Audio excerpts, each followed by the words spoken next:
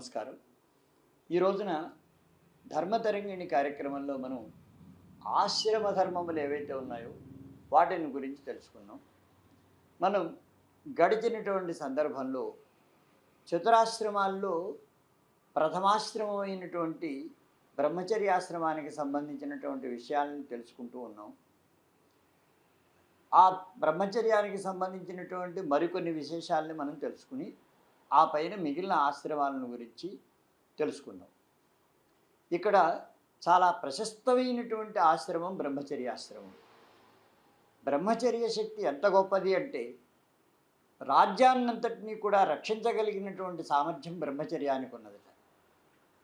ఈ బ్రహ్మచర్యం అనేటువంటిది ఎంత మహత్తరమైంది అంటే కేవలం శైశవేభ్యస్త విద్యానాం అని కాళిదాస మహాకవి చెప్పినటువంటి విధంగా కేవలం విద్యాభ్యాస సమయంలో మాత్రమే ఆచరించవలసినటువంటి విధి కాదు బ్రహ్మచర్య విధి. యావజ్జీవితం కూడా మిగిలిన ఆశ్రమాల ధర్మాలను ఆచరిస్తూ ఆయా ఆశ్రమాలలో వారు కూడా పాటించవలసిన నియమాలన్నీ బ్రహ్మచర్యాశ్రమంలో ఉన్నాయి. ఆ విధంగా తమ తమ ఆశ్రమ విధులను నిర్వర్తిస్తూ ఆ గృహస్థు కానీ ఆ వానప్రస్థుడు కానీ ఆ సన్యాసి కానీ తాను ఈ నియమాలను కనుక ఆచరించినట్లయితే బ్రహ్మచర్య నియమాలను ఆచరిస్తే వారు కూడా బ్రహ్మచారులుగానే చెప్పబడ్డారు. అటువంటి విధానాన్ని గురించి మనకు ఒక కథ కూడా లోకంలో ప్రసిద్ధిలో ఉంది. అదేమిటంటే ఒకసారి వశిష్ఠుని ఆశ్రమానికి అగస్త్యుడు అతిథిగా వచ్చాడు. అతిథిగా రావడం అంటే వారింటికి భోజనం కోసమో వాస వ్యవస్థ కోసమో రాలేదు. ఆశ్రమం అంటే ఈ రోజున మనకు ఉండేటువంటి ఆలోచన చాలా చిన్న ఆలోచన అన్నమాట. కానీ ఆనాడు ఆశ్రమం అంటే చాలా మహత్తరమైనటువంటిది. అది అంటే మునీనాం దశ సాహస్రం యో అన్నపానాది పోషణాత్ అధ్యాపయతి విప్రర్షి అసౌ కులపతి స్మృత అని. ఒక ఆశ్రమం అంటే ఒక విశ్వవిద్యాలయం అన్నమాట. వశిష్ఠాశ్రమం అంటే వశిష్ఠ విశ్వవిద్యాలయం అని మనం తెలుసుకోవచ్చు. ఇందులో ఎంతమంది ఉంటారు ఆశ్రమంలో అంటే మునీనాం దశసాహస్రం.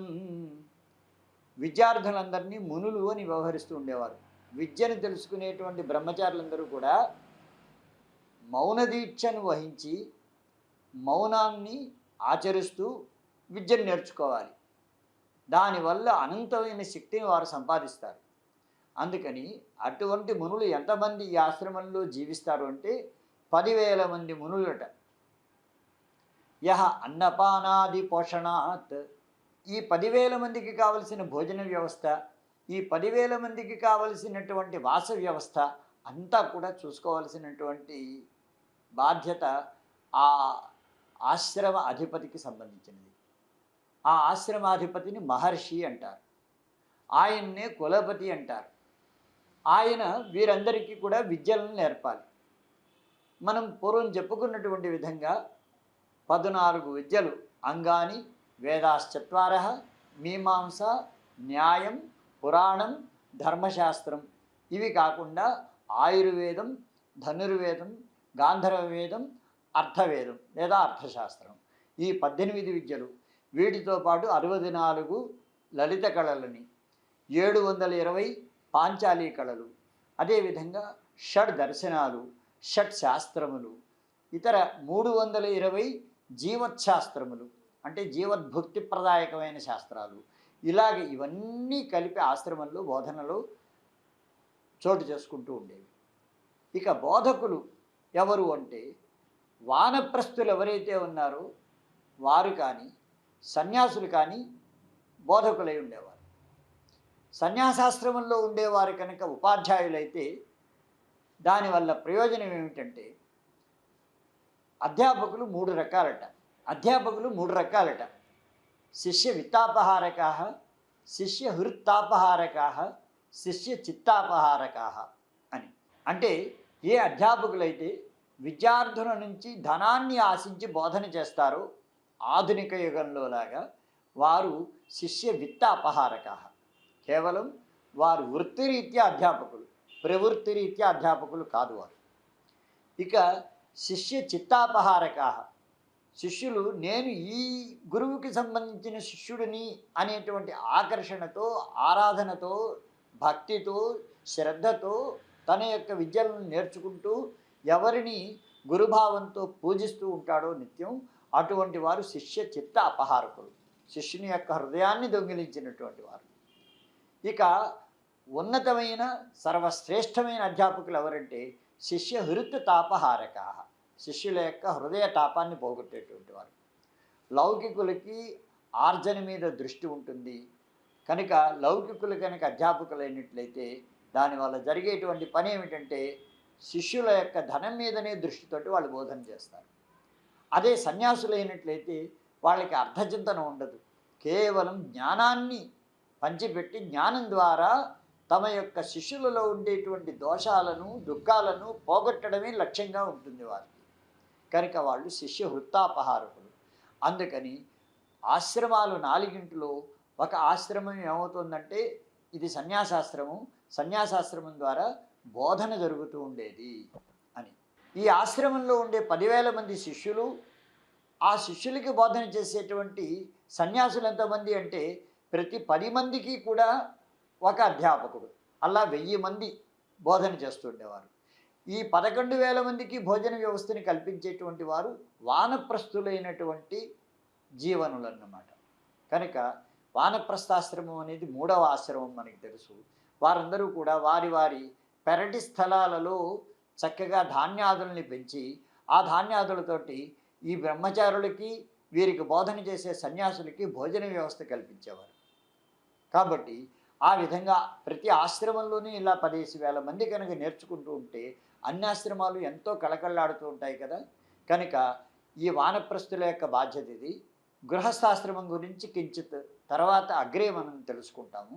అయితే ఇక్కడ బ్రహ్మచారులు అధ్యయనం చేయాలి, వానప్రస్థులు వారికి భోజనం కల్పించాలి, సన్యాసులు వారి యొక్క ఈ బ్రహ్మచారులకు కావలసిన విద్యను బోధించాలి అని. ఇటువంటి వశిష్ఠాశ్రమానికి ఒకసారి అగస్త్యుడు ఆయన అతిథిగా వచ్చాడంటే ఆ ఆశ్రమ ప్రాంతంలో ఆయన తపస్సు చేసుకోవడం కోసం వచ్చాడు. ఎప్పుడైతే ఆశ్రమ ప్రాంతంలో ఆయన తపస్సు చేసుకోవడం కోసం వచ్చాడో అది వశిష్ఠాశ్రమానికి అతిథిగా వచ్చినట్టే లెక్క. అందుకని అతనికి కావలసిన అన్ని సదుపాయాలని కూర్చవలసిన బాధ్యత వశిష్ఠునికి ఉన్నది. ఆ కారణం చేత ఆయన అరుంధతిని సూచన చేశాడు, నీవు వెళ్ళి ఆ అగస్త్య మహామునికి కావలసినటువంటి భోజనాదులన్నింటినీ కూడా ఆ వ్యవస్థను నువ్వు చూసుకో, ఆయనకు కావలసిన ఆతిథ్యం నువ్వు ఇస్తూ ఉండు అని చెప్పాడు. తన యొక్క భర్త అయినటువంటి వశిష్ఠుని యొక్క ఆజ్ఞను అనుసరించి ఆ సాధ్వీమణి చక్కగా ఈ అగస్త్యుల వారికి కావలసిన వ్యవస్థ అంతా కూడా ఏర్పాటు చేస్తూ వచ్చేది. ఒకనాడు వర్షాకాలం, ఆ వర్షాకాలంలో ఈ గంగా నది ఉద్ధృతితోటి ప్రవహిస్తోంది.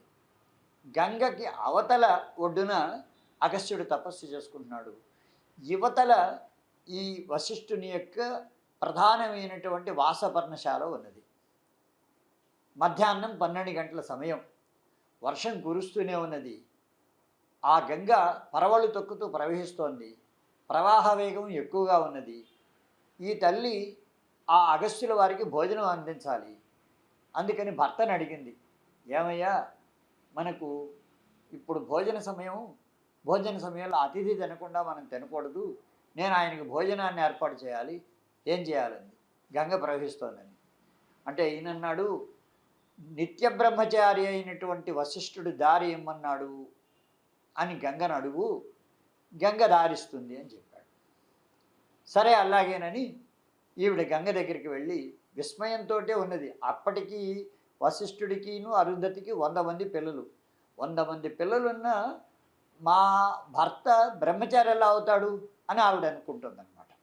అనుకుంటూనే సణుక్కుంటూ వెళ్ళి గంగను అడిగింది, నిత్య బ్రహ్మచారి అయినటువంటి వశిష్ఠుల వారు దారి ఇమ్మన్నారమ్మా, దారి ఇయ్యండి. వెంటనే ప్రవహించేటువంటి గంగ 2గా చీలిపోయింది, మార్గం ఏర్పడింది. ఆ మార్గంలో నడుచుకుంటూ ఈ అరుంధతి అవతల ఓటికి వెళ్ళి అగస్త్యుడికి కావలసినటువంటి భోజనాన్ని వడ్డించింది. ఆ తర్వాత అగస్త్యుడు భోజనం చేసేసి తృప్తిపడ్డాడు.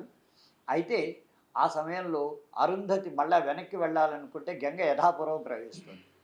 అందుకని అగస్త్యుడిని ప్రార్థించింది, నాయన ఇప్పుడు నా భర్తకి భోజనం పెట్టుకునే సమయం ఇది, గంగ చూస్తే ప్రవహిస్తోంది, కాబట్టి ఏం చేయమంటావు అన్నాడు. అంటే సదోపవాసి అయినటువంటి అగస్త్యుడు దారిమ్మన్నాడని చెప్పు, దారిస్తుంది అన్నాడు.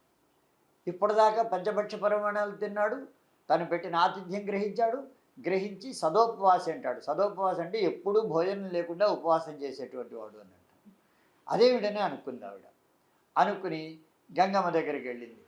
ఇగో సదోపవాసి అయినటువంటి అగస్త్యుల వారు దారిమ్మన్నారు, ఇచ్చేయమ్మా అంది.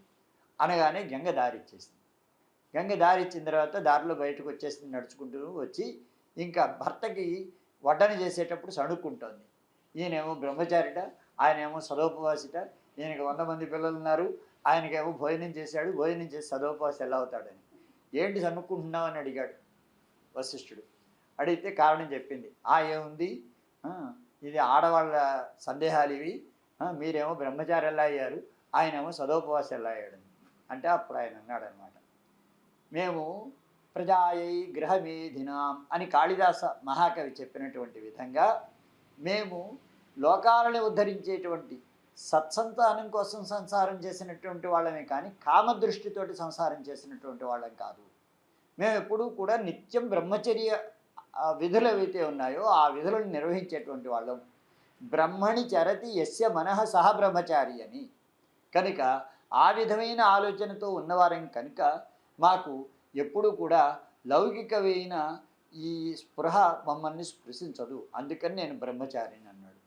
సరే, ఏదో నీ పాండిత్యంతో నువ్వు చెప్పావు, నేను ఒప్పుకున్నాను, కానీ ఆయన ఇప్పుడే కదా నేను పెట్టినటువంటి ఈ పంచభక్షాలు అన్నీ కూడా పరమాన్నాలు ఇవన్నీ తినేశాడు, తినేసి పైగా సదోపవాసి అంటాడేమిటి అని చెప్పేసానంటే, నువ్వు పెట్టావు, ఆయన తిన్నాడు కానీ కోరికతో తినలేదు అవి, ఆయనకు కోరిక లేదు, శరీర ధారణం కోసం అవసరం, యథేచ్ఛాలాభ సంతుష్టి, ఏ విధంగా వచ్చిందో ఆ వచ్చినటువంటి దాన్ని భుజించడం అనేటువంటిది ఆయన చేశాడు, కనుక ఆయన సదోపవాసి అని చెప్పాడనమాట. కనుక ఇది మనం గమనించవలసిన విషయం.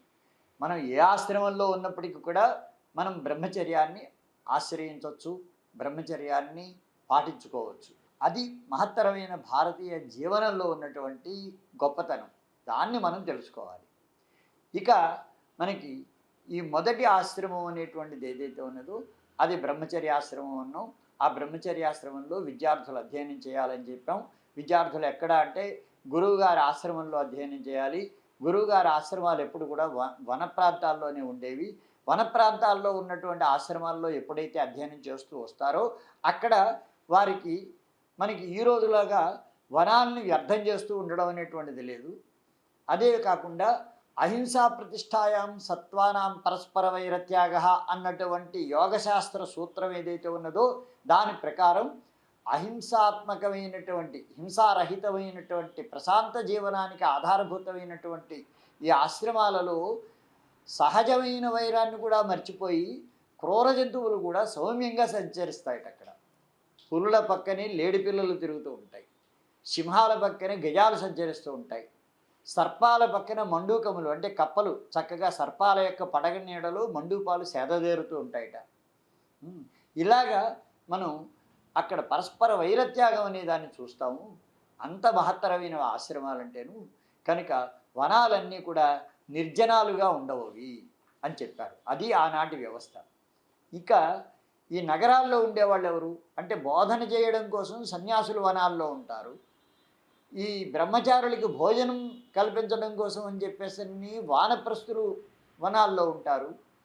అలాగే ఈ వనాల్ని నిర్వహించడం కోసం ప్రధానమైనటువంటి మహర్షులు వనాల్లోనే ఉంటారు. కనుక బ్రహ్మచర్యము, వానప్రస్థము, సన్యాసము ఈ 3 ఆశ్రమాలు కూడా వనాల్లోనే జీవిస్తున్నారు. ఇంకా ఇక్కడ జీవించేటువంటిది ఎవరంటే గృహస్థులు. కనుక నగరాలు పలచగా ఉంటాయి. నగరాల కంటే వనాల్లోనే చక్కగా ఈ జనావళి ఎక్కువగా ఉంటుందన్నమాట. ఈ నగరాల్లో ఉండేటువంటి వారు ఎవరంటే గృహస్థులు. ఈ గృహస్థులు ఏం చేయాలి అంటే అతిథి సేవనం అనేటువంటిది తొలి నియమం వారికి. ఆ తర్వాత నియమపాలనం అనేటువంటిది, నిత్య యజ్ఞ నిర్వహణం అనేటువంటిది. యజ్ఞ నిర్వహణం వల్ల జరిగేటువంటి పని ఏమిటంటే నిరంతరం ప్రతి గృహంలోనూ కూడా యజ్ఞం జరుగుతున్నప్పుడు ఆ యజ్ఞధూమం ఆకాశంలోకి వెళ్ళినప్పుడు అవి మేఘములుగా ఏర్పడి జగత్తుకి వృష్టినిస్తాయి. ఆ సువృష్టిని కలిగించేటువంటి యజ్ఞ ఔషధాలు ఏవైతే ఉన్నాయో ఓషధీ ద్రవ్యాలన్నింటినీ కూడా యజ్ఞంలో ఆహుతులుగా సమర్పించాలన్నమాట. అలా సమర్పించడం వల్ల నిత్య కళ్యాణం పచ్చతోరణంగా చక్కగా వ్యవసాయ క్షేత్రాలకు కావలసిన వృష్టి అంతా కూడా ఈ యజ్ఞాల ద్వారా కలుగుతుందన్నమాట. కనుకనే లింగ పురాణంలో ఒక ఆసక్తికరమైనటువంటి విషయం చెప్తాడు. వర్షంతు ధూమం యజ్ఞరూపేణ ఊర్ధ్వం ప్రతి మేఘా భువం ప్రతి వర్షం కల్పయంతి అని. అంటే యజ్ఞ రూపంలో ధూమ రూపంలో మీరు ఇక్కడి నుంచి యజ్ఞం ద్వారా పైకి వర్షించినట్లయితే పైనుంచి మీకు మేఘములు వర్షిస్తాయి అని చెప్పారు. అంత గొప్పగా మనం యజ్ఞాలు నిర్వహించాలి. ఊరికో యజ్ఞం నిర్వహించి ఆకాశం కేసి చూసి మనకి ఇంకా వర్షం రాలేదు అని కోరుకోకూడదు. ప్రతి ఇంటా వర్షం రావాలంటే ప్రతి ఇంటా యజ్ఞం చేయాలన్నమాట. అది ఆనాడు మనకి చెప్పినటువంటి ఉపదేశం. ఈ రోజున ఒక యజ్ఞం నిర్వహించాలంటే వ్యయంతో కూడుకున్నటువంటి విషయం అనేటువంటి భయంతో ఎవ్వరూ యజ్ఞాలు చేయడం మానేస్తున్నారు. కనుక ఇది మనం దృష్టిలో పెట్టుకుని యజ్ఞం చేసినప్పుడు ఆ యజ్ఞధూమం వల్ల వచ్చినటువంటి వర్షం అది ఎరువులు కూడా అవసరం లేకుండా భూమిని సారవంతం చేసి ఆ విధంగా ఆ సారవంతమైన భూమి ద్వారా చక్కగా సస్యశ్యామలం చేసి ఆ సస్యం ద్వారా సమస్త జీవులు కూడా ఆనందంగా జీవించడానికి కావలసినటువంటి వ్యవస్థని కల్పించేటువంటివి అన్నమాట. కనుక ఈ విధంగా బ్రహ్మచర్య, గార్హస్థ్య, వానప్రస్థ, సన్యాసాశ్రమాలు 4 కూడా ఎంతో చక్కటి విశదమైనటువంటి వ్యవస్థ కల్పించబడింది. అదేవిధంగా బ్రహ్మచార్యం, అదేవిధంగా మనకి గార్హస్థ్యంలో గృహస్థులు చేయవలసినటువంటి మరొక పని ఏమిటంటే చక్కగా నియమ వ్రతధారణం. నియమంతో వ్రతాలని ఆచరించడం వల్ల వాళ్ళు సత్యవ్రతాన్ని, అహింసావ్రతాన్ని, ఇతర వ్రతాలన్నింటిని కూడా ఆచరిస్తూ చక్కగా వారు వృద్ధి చెందుతూ ఇతరులను చక్కగా సుఖవంతంగా కళ్యాణదాయకమైనటువంటి జీవనాన్ని సాగించేందుకు విధంగా వాళ్ళు సహకరించాలన్నమాట. ఈ విధమైన ఆశ్రమ ధర్మాలు మనకి చెప్పబడ్డాయి. ఇక సామాజిక ధర్మాల గురించి, రాజధర్మాల గురించి, మిగిలిన ధర్మాల గురించి రాబోయేటువంటి సందర్భాల్లో మనం తెలుసుకుంటాం. స్వస్తి ప్రజాభ్యః పరిపాలయంతాం న్యాయేన మార్గేణ మహిం మహిషాః గోబ్రాహ్మణేభ్యः శుభమస్తు నిత్యం. లోకాः సమస్తాः సుఖినో భవంతు.